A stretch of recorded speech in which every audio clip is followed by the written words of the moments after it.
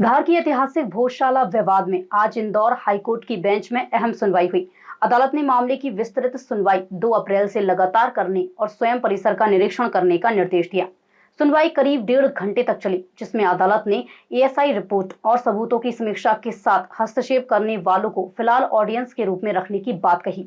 धार स्थित भोजशाला पर दायर 5 याचिकाओं की सुनवाई सोमवार को इंदौर बेंच में हुई। कोर्ट ने स्पष्ट किया है कि अंतिम बहस से पहले वह स्वयं परिसर का दौरा करेगी और एएसआई की रिपोर्ट की जांच करेगी। अदालत ने निर्देश दिए हैं कि निरीक्षण में केवल न्यायालय ही शामिल होगा। सुनवाई के दौरान जो पक्ष इंटरवीनर यानी हस्तक्षेप चाहते हैं, उन्हें फिलहाल केवल ऑडियंस के रूप में रखा जाएगा और फाइनल आर्ग्यूमेंट के समय उनकी बात सुनी जाएगी। कुल 5 याचिकाएं इस समय क्लब होकर सुनी जा रही हैं, जबकि 3 अन्य पक्ष इंटरवीनर बनने की तैयारी में हैं। कोर्ट ने सभी पक्षों से 2 अप्रैल से शुरू होने वाली सुनवाई में पूर्ण सहयोग की अपेक्षा की है।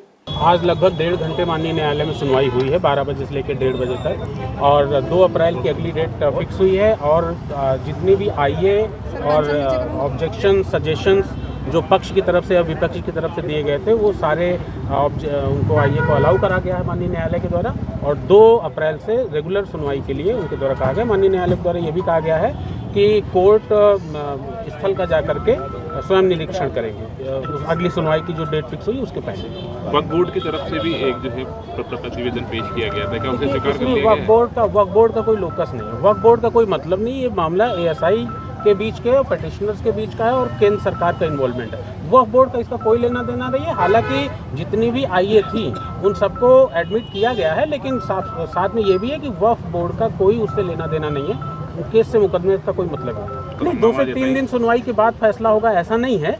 उन्होंने ये कहा माननीय न्यायालय ने, क्योंकि सुप्रीम कोर्ट का निर्देश है कि इसे जल्दी से जल्दी इसकी सुनवाई करके इस पर फैसला दिया जाए।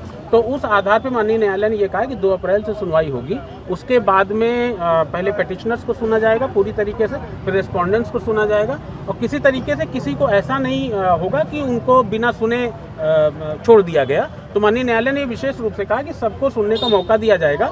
यहाँ तक कि उन्होंने ये कहा है कि माननीय न्यायालय ने कि जो पीआईएल है, तो जिनका लोकस नहीं भी बन रहा था या जो आईए एडमिसिबल नहीं थी, उनको भी उन्होंने एडमिट किया माननीय न्यायालय ने कि हम किसी को भी ऐसा मौका नहीं देना चाहते कि कोई ये कहे कि हमको नहीं सुना गया। तो विधिवत हम सुनेंगे और इसकी सुनवाई कोई अभी इतने दिन में फैसला आ जाएगा ये फिक्स नहीं है, लेकिन लगातार सुनवाई होगी। पहले पिटिशनर्स को सुना जाएगा, फिर रेस्पोंडेंट्स को सुना जाएगा। देखिए, आज माननीय उच्च न्यायालय खंडपीठ इंदौर की डिवीजन बेंच के समक्ष भोजशाला के मामले की सुनवाई हुई है, जिसमें क्रमवार जो 5 पिटिशन क्लब होकर चल रही है, सभी को क्रमवार माननीय न्यायालय ने सुना है। जिसमें जो दावा सर्वे पर जो आपत्ति का कहा था, सर्वे पे आपत्ति, सर्वे पे जो है अपना सजेशन देने के लिए माननीय न्यायालय ने कहा था, सभी पक्षों ने अपना सजेशन दे दिया है। उसमें कुछ इंटरलॉक्यूटरी एप्लीकेशन भी आई हैं, पार्टी बनने के लिए भी आए हैं। न्यायालय ने सभी को स्वीकार करते हुए एज ऑडियंस जो है उनको स्वीकार करा है। वो अगर कुछ चाहे तो दस्तावेज माननीय न्यायालय के समय पेश कर सकते हैं और फाइनल आर्गुमेंट के समय उन्हें सुना जाएगा, ऐसा आदेश दिया है। साथ ही न्यायालय ने कि किसी को अगर अभी भी कुछ सुझाव देना है सर्वे रिपोर्ट पर, तो अभी भी अगली तारीख के पूर्व अपना सुझाव दे सकते हैं। इसके साथ ही अगली तारीख जो है वो 2 अप्रैल ऐसी डिसाइड करी है।